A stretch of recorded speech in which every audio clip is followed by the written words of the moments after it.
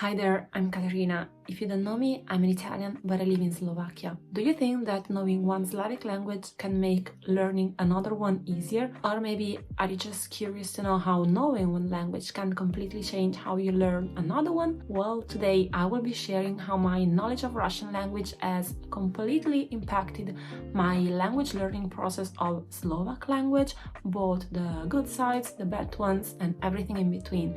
And I'm sure that if you have ever learned two similar languages, you know what I'm talking about. My journey with Slavic languages started with Russian when I enrolled in university. I was always fascinated by this language. I remember since when I was a kid, and as soon as I got the chance to study it, I took it. Plus, it's a very widely spoken Slavic language, and especially back then there were quite a lot of job offers with Russian language. So without thinking twice, I decided to choose it in university as a second foreign language. With university, I reached a pretty decent level of Russian language, but unfortunately, after graduating, I abandoned it for a few years until a couple of years ago when I was already living in Slovakia. And with foreign languages, I think it's some kind of lifelong learning process, meaning that if you abandon one foreign language, it doesn't mean that you'll keep the same level you reached. So for a while, I thought that I had completely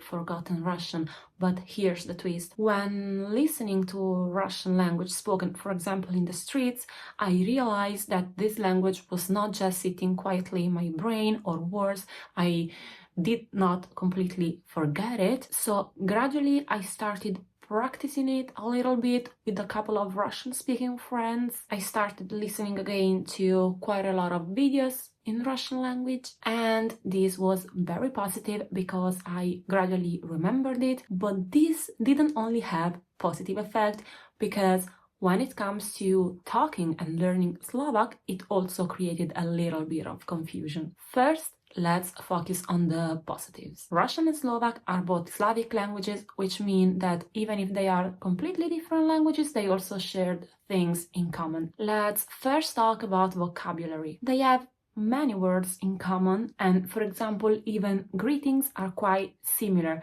So one advantage when I arrived in Slovakia is that I could already understand the greetings, quickly learned the ones that were different, and that was already something very positive. Also, some words are the same, like for example, dom, house, ruka, hand, and many more. Then we have grammar. They both have cases, and I had unfortunately already struggled a lot with Russian when it comes to studying and remembering all the cases, such as nominative, genitive, dative, etc. So even if they are not completely the same in Slovak, I at least knew what was expecting me. And also, when you have a similar grammar logic, it kind of sounds familiar for your brain, so it's easier to pick it up. Then there is the sound system. So yes, even if they have completely different alphabet, even some sounds can be similar, right? After all, they are both Slavic languages. So this also kind of made me feel that Slovak was a bit familiar to me already. With that being said, of course, there were not just positive sides of knowing Russian when it came to learning Slovak language.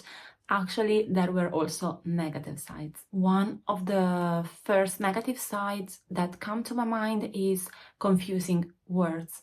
I've just said that they have words in common, and that's true, but of course, many words are different to the point that they also have quite a lot of infamous false friends. There are words that exist in both languages, but they have completely different meaning, and one of the most famous one for speakers of both languages is ужасный. In Russian, it has a very negative connotation. It means like terrible, while in Slovak it means awesome. Another dangerous false friend is rodina or rodina, depending on which language is it. In Slovak, rodina means family. In Russian, rodina means homeland. And I remember once last year I was having a Russian language lesson, and the teacher asked me to translate "my family is made of 5 people," and I said "moja rodina," etc., etc. But in that moment she started laughing because I actually said that my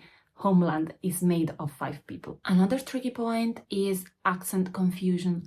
Slovak as a pretty regular stressed pattern is most often found on the first syllable, while in Russian it changes a bit more. So when learning Slovak, and even now when talking Slovak, sometimes I say the word with the wrong accent because I put it differently, while it should simply be on the first syllable. I can say that even today, knowing Russian influences me when I talk in Slovak, and even vice versa, of course. I think that because my brain is kind of familiar with Slavic languages, it somehow makes me confident also when talking in Slovak, and it's a bit easier for me to dive into conversations just because I feel more confident. However, sometimes, unfortunately, I mix the two languages. It doesn't only happen when I speak Slovak, it happens also when I speak Russian. It's very hard to control this, and even if I do my best not to do it, sometimes it happens. And I think it's because I'm not very fluent in both languages. But correct me if I'm wrong. If you are a native speaker of Slovak, for example, or of Russian or any other Slavic languages, does it happen that you can also get confused if you speak another Slavic language that is not your own? Another point I think that for me is my pronunciation. I feel that sometimes, other than having a little bit of Italian accent, I also have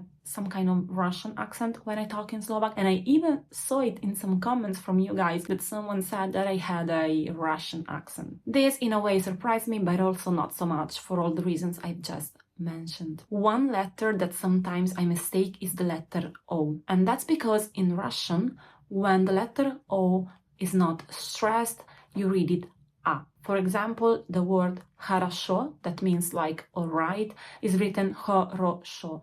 But because the first two O's are not stressed, you read it хорошо. Sometimes when I talk in Slovak and I know that one letter has a O and that letter is not stressed, for some reason when talking I pronounce it A. To sum up, I think that knowing Russian or being familiar with it has done more good than bad when it comes to learning Slovak. Even if they are two different languages, and knowing one doesn't mean that you automatically know the other, of course, it still helped. That's why, for example, when I compare even my understanding of Slovak to the understanding of Slovak of some other Italian friends, I think that I started with a little bit of an advantage because I had already studied another Slavic language. And I'm pretty sure you can confirm this. If you are, for example, Slovak or from any other country of the world and you have learned Spanish and then decided to learn Italian, I'm pretty sure that on the one side you can get a bit confused, but also it helps a lot. They are similar languages and you just get used to the structure, the sound, the words, etc. So here's my advice if you know already one of those two languages and you are trying to study the other one. Embrace the similarities. Take advantage of them, especially when it comes to the very basic vocabulary and grammar rule, or at least grammar logic. Definitely watch out for false friends, especially those that mean two completely different things, like ужасный, terrible in Russian, and ужасный, awesome in Slovak. The next one is an advice I would give to myself as well. Even if I think that you should definitely not be shy and try to engage as much as possible with conversations with the native speakers, also pay attention not to confuse the two languages. Unfortunately, this happens to me as well. When I speak in Slovak to a Slovak person, it happens that I use by mistake Russian words, and it also happened the other way around. People might understand you anyway, or they might not understand you, so that's the first issue, but also you never know, some people could be annoyed. So better try to pay attention and avoid this. Alright, that's it. That's how knowing Russian language has been both an ally but a troublemaker as well when learning Slovak. I'm curious to know your experience with learning foreign languages, especially if you learned two similar foreign languages. So let me know in the comments below, leave a like to this video and remember to subscribe to my channel if you are not subscribed already. See you in my next one. Bye!